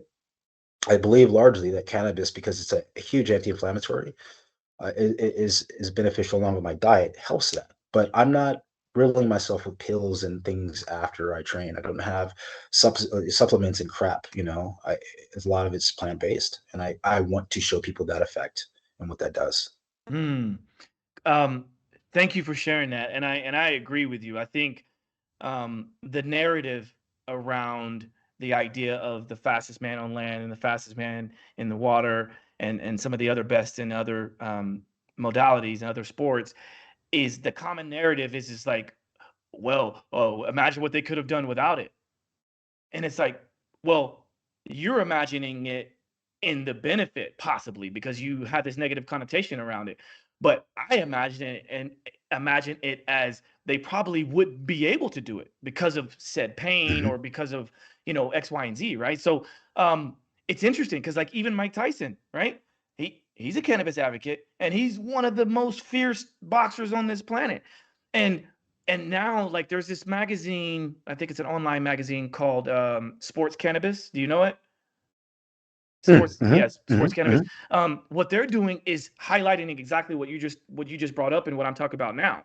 Is they're now opening up this spotlight for those who have been regarded as some of the best athletes in their various fields, and now putting them in the spotlight in a way that is beautiful. And I love that. Like I think it's like to see that there's been people like Allen Iverson and Randy Jackson and like so many different people like in the NBA, they're like now able to come out and talk about their use, and we all kind of knew it, but now they're able to talk about it in a way that doesn't get them vilified necessarily, And so I don't think we should be writing people off for medicating the way that they want to medicate, but it is, again, it's about checking in versus checking out. And I think that's one of the biggest takeaways from this show so far is just checking in versus checking out. It's interesting. But that goes back largely to a lot of the mental health aspect that I talk about. My thing for usage wasn't because I was trying to be this hedonist and all that. I was trying to remedy myself of really bad toxic traits. It was the addiction, it was the anger, and a lot of that. It was the trauma suppression.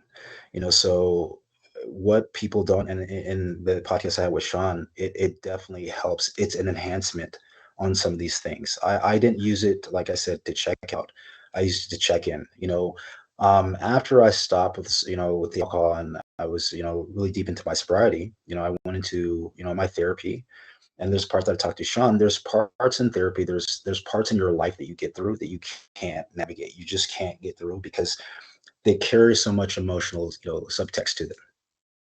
There's things that I can navigate and I can even look at, like you and I talked, and we oh man, we'll probably have to chop it up after this, but we talked about our kids and not being able to see our children without cannabis. Man, I don't navigate that landscape without cannabis. Man, I'm a shriveling, I'm a sniveling, crying idiot. But with cannabis, allows me to be able to look at that for what it is. The goods, the bads, even to see the gratitude that I have that I'm able to experience this right now, because Mm, it's not going to be forever.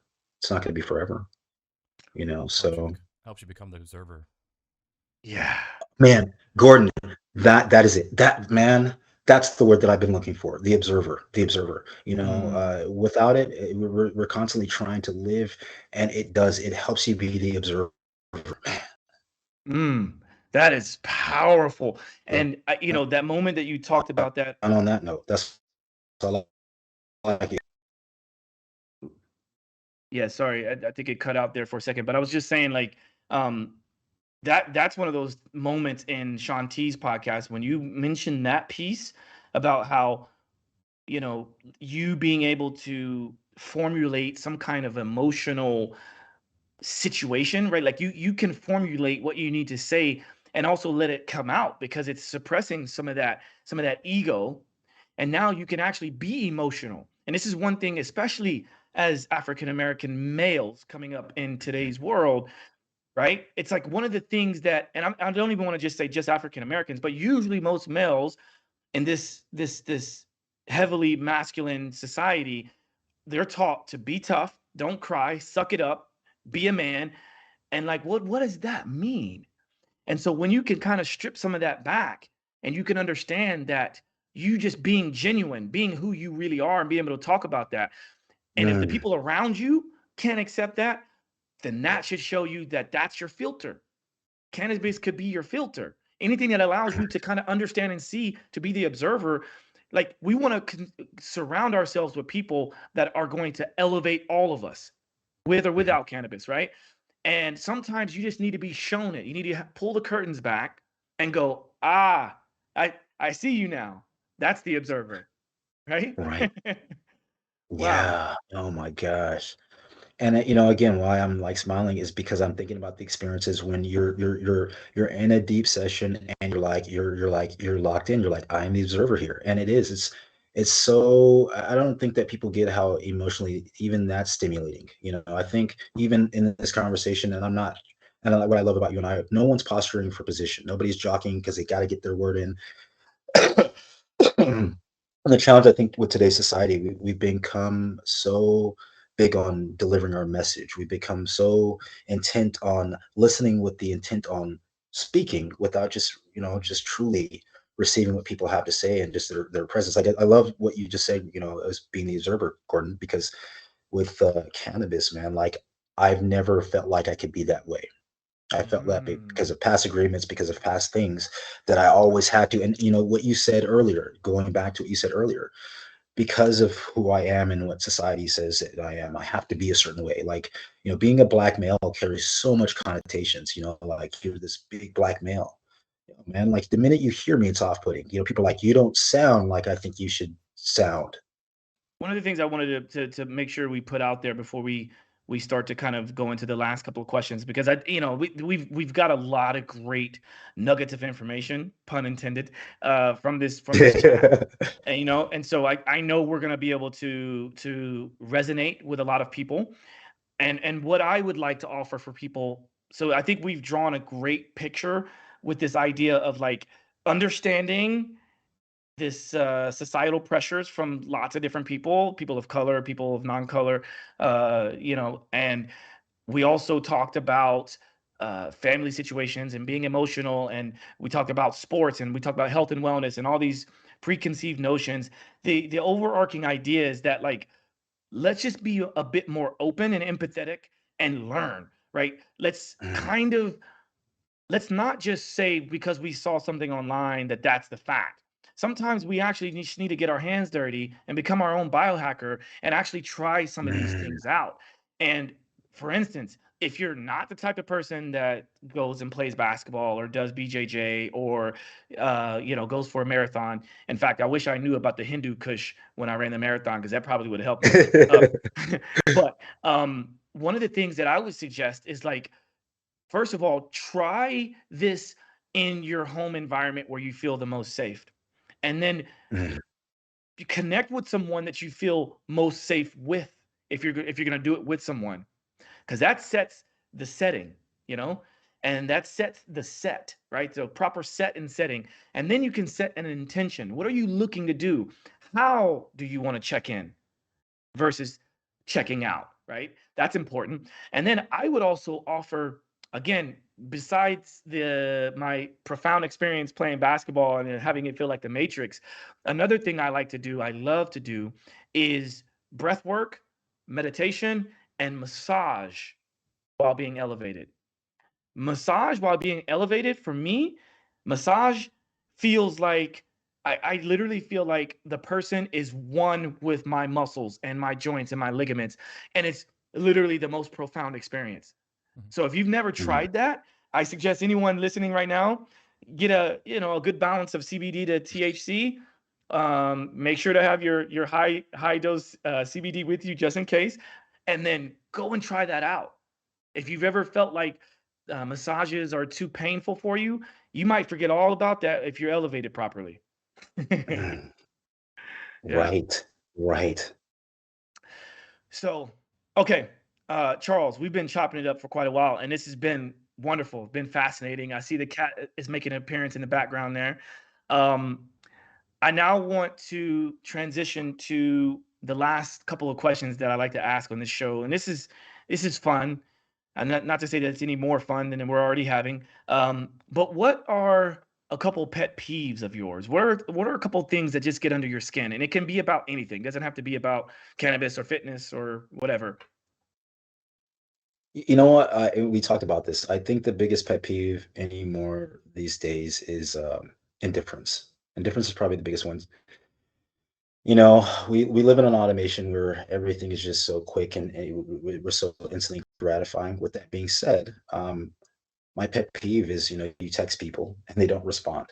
Like suicide and depression are huge, right? And me being that kind of person, my whole thing is, the indifference. So, because I've suffered from anxiety and depression a lot, sometimes it's not always easy to communicate. So I'd say the biggest thing is, even if it's hard for you, even at the basis level, like sometimes, text, because that's one of the biggest ways that we do now is just, communicate, even an emoji, is sufficient. But we live in a day and age of thinking that it doesn't matter, you know, nobody cares, or you think that it's unimportant, or I'll get around to it. With, 1 in 4 adults committing suicide, it's getting up there now, right? It's bad. The little things help. It's the little things, and like, I think that why I'm on this tangent of, or this pet peeve, is because suicide's been really bad lately with a few friends that I've lost. So just communication's key. I hate the fact that we think that communication has been achieved when it hasn't. So my pet peeve is indifference. You know, everything matters. Like, that person that you see on the street that has a nice blouse on, tell them. Never think that any compliment or you want to say to some, Yeah.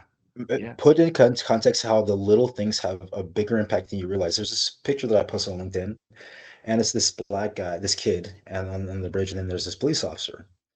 And have you ever read the book Contagious? About social currency.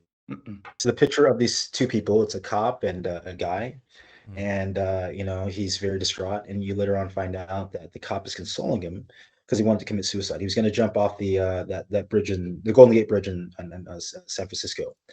Then juxtaposed right next to it is a picture of them, and they're smiling, they're happy.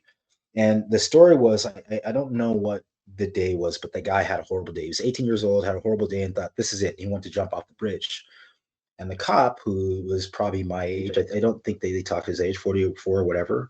It talks about, he's telling him, hey, look. Cop told him, he just said to him, because the kid thought his day was horrible. He wants to jump off the Golden Gate Bridge. He's like, I'm gonna jump. And the cop was like, no, don't jump. Just give me one more day. Just give me one more day. So the kid gives him one more day. And I think that he ends up going home that day. He gets a call about a job. He ends up getting a job because the whole reason why he wanted to die was because, I have nothing to live for. So he ended up, living another day, which he ended up getting the job. And then the picture that's juxtaposed, Yeah, you're the picture that juxtaposed is right by, it's of them happy and they're best friends now. And the reason why I said about the book, Contagious, why I post that on social media and all that, is because these stories and all these things have impact, more than you even realize. So what Contagious talks about is how things stick and why they stick. So stories of that, like stories when people almost lost their life and they found out they have currency, and those things you want to share. You want to share those stories of, somebody almost lost their life. You want to share these things, and it talks about that. But that was the book, that book Contagious is the book that 50 Cent read. That is why he bought vitamin water. It talks about why you or social proofing. That the book Contagious was the book that spurred on him buying vitamin water. It spurred on a lot of great inventions or great ideas for a lot of people, because it talks about why we do the things that we do. How does that video on TikTok go viral? How does that, that story that gets 100 million shares get shared? The story that I told you, it has human impact. It has human sentiment. I would love to know, what is something that you are most grateful for? I'm most grateful for all the experiences I've had. Right now, I'm currently 7 years sober, and it was rough, but I'm incredibly grateful for the sobriety and the people that I have in my life, and just the experiences that I've had, man. Right now, I think at 43, these have been the best times of my life, without any inebriation or anything to block me. So I'm really excited to see what the second half of life really, brings to me. So I'm really grateful for that. I'm grateful for everything, good and bad. That's beautiful. Okay, and what is the best way for people to follow you, to keep in touch with what you've got going on? What are the best ways to keep in touch with you? Yes, man. Thank you. So you can get in touch with me at my IG page there. It's Professor X Charles underscore J underscore Flanagan. I'm on Twitter. I'm not as active on Twitter. I don't like a lot of things that are going on, but I'm on Twitter. And you can find me on LinkedIn as well. But yeah, I'd say IG is a great way. I have my website profile or whatever link you can get a hold. You can also email me, if you have any questions, anybody who suffers from any suicide or disease. I put this on my podcast. I put this always out there. I always want to see you survive. So if you ever feel like you're having thoughts and things are too rough, shoot me an email. Shoot me an email. Shoot me a DM. I'll talk you off that ledge. And the reason why I throw this out there is because there may be a time when I need you, and the reciprocity in the universe is big to me. So That's major, and thank you for sharing that. And I'll double up on that as well. I'm here as well. Yeah, man, this has been a very eye-opening, enlightening, and elevated conversation. And I want to thank you for all that you do. Thank you for the support. And anybody listening and watching this show, please go and check out what he's doing. Hit him up, connect with him. I promise you'll be motivated. If nothing else, it's gonna definitely make you want to work out. So thank you, bro. yeah, cool. Okay, well, this has been a great chat with Charles Flanagan. We've talked about a lot. We're going to bring him back at some point soon, hopefully. But until next time, this is Josh signing out from Simply Walk the Talk. Peace.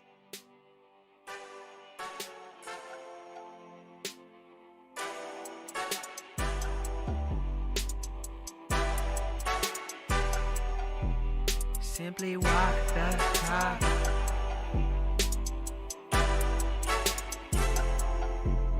Walk the talk, talking facts. Move like me, but I move a little fast. Make my move, here to last. Fasten these seatbelts, I'm coming past. Take care of me, longevity. Hack my biology, better believe. Walking the talk, soul, mind, and body connected. Better come give us a listen.